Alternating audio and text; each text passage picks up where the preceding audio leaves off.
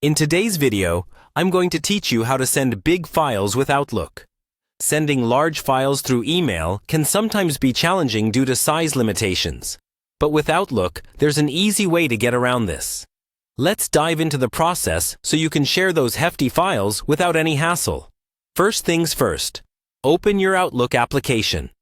Once you've launched it, you'll want to start a new email by clicking on the New Email button. This step is pretty much the same as you would do for any other email you're composing. Next, you'll want to attach your file. To do this, you'll need to click on Attach File, and then select Browse this PC.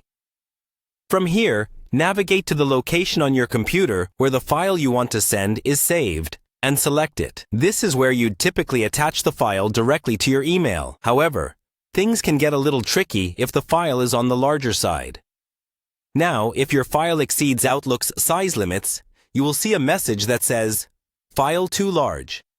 But don't worry. Outlook offers a handy solution for this problem. It will prompt you to upload the file to OneDrive, Microsoft's cloud storage service.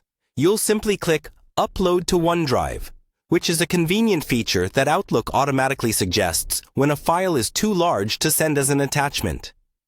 Once you choose to upload, Outlook takes care of the rest. It will upload your file to OneDrive, and then instead of attaching the whole file to your email, Outlook will insert a link in the email body. This link allows your recipient to download or view the file from OneDrive.